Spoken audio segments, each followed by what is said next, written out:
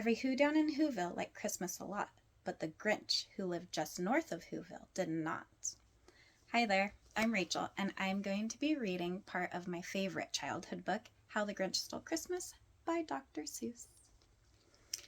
The Grinch hated Christmas, the whole Christmas season. Now please don't ask why, no one quite knows the reason. It could be his head wasn't screwed on just right. It could be, perhaps, that his shoes were too tight. But I think that the most likely reason of all may have been that his heart was 2 sizes too small. But whatever the reason, his heart or his shoes, he stood there on Christmas Eve, hating the Whos. Then he growled with his Grinch fingers nervously drumming, "I must find a way to stop Christmas from coming." Then he got an idea. An awful idea. The Grinch got a wonderful, awful idea. "I know just what to do," the Grinch laughed in his throat, and he made a quick Santa Claus hat and a coat. And he chuckled and clucked, "What a great Grinchy trick! With this coat and this hat, I look just like Saint Nick. All I need is a reindeer." The Grinch looked around, but since reindeer were scarce, there were none to be found. Did that stop the old Grinch? No, the Grinch simply said, "If I can't find a reindeer, I'll make one instead." So he called his dog Max. Then he took some red thread and he tied a big horn to the top of his head. Then he loaded some bags and some old empty sacks on a ramshackle sleigh and he hitched up old Max. Then the Grinch said, "Giddy up!" and the sleigh started down towards the homes where the Whos lay a snooze in their town. All their windows were dark, quiet snow filled the air. All the Whos were all dreaming sweet dreams without care.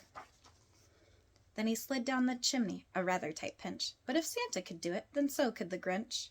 He got stuck only once, for a moment or two.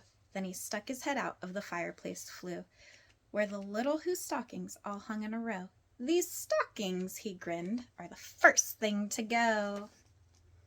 He slithered and slunk with a smile most unpleasant around the whole room, and he took every present: pop guns and bicycles, roller skates, drums, checkerboards, tricycles, popcorns, and plums. And he stuffed them in bags, and the Grinch very nimbly stuffed all the bags one by one up the chimbley. Then he slunk to the icebox. He took the Who's feast. He took the Who pudding. He took the roast beast. He cleaned out the icebox as quick as a flash. Why, that Grinch even took their last can of Who hash. Then he stuffed all the food up the chimney with glee. "And now," grinned the Grinch, "I will stuff up the tree." Then the last thing he took was a log from the fire. Then he went up the chimney himself, that old liar. On their walls he left nothing but hooks and some wire. And the one speck of food that he left in the house was a crumb that was even too small for a mouse.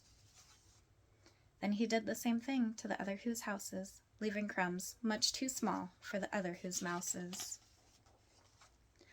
It was 1/4 dawn, all the Whos still abed, all the Whos still a snooze when he packed up his sled. 3,000 feet up the side of Mount Crumpet, he rode with his load to the tip-top to dump it. "They're just waking up. I know just what they'll do. Their mouths will hang open a minute or two. Then the Whos down in Whoville will all cry boo-hoo." "That's a noise," grinned the Grinch, "that I simply must hear." So he paused, and the Grinch put his hand to his ear. And he did hear a sound rising over the snow. It started in low, then it started to grow. But the sound wasn't sad. Why, the sound sounded merry. It couldn't be so, but it was merry. Very. Every Who down in Whoville, the tall and the small, was singing without any presents at all. He hadn't stopped Christmas from coming. It came. Somehow or other, it came just the same. And the Grinch, with his Grinch feet ice cold in the snow, stood puzzling and puzzling. How could it be so? It came without ribbons, it came without tags, it came without packages, boxes, or bags. And he puzzled 3 hours till his puzzler was sore. Then the Grinch thought of something he hadn't before. Maybe Christmas, he thought, doesn't come from a store. Maybe Christmas, perhaps, means a little bit more.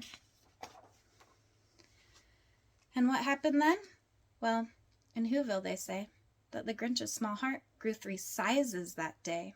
and the minute his heart didn't feel quite so tight, he whizzed with his load through the bright morning light. And he brought back the toys and the food for the feast, and he himself, the Grinch, carved the roast beast.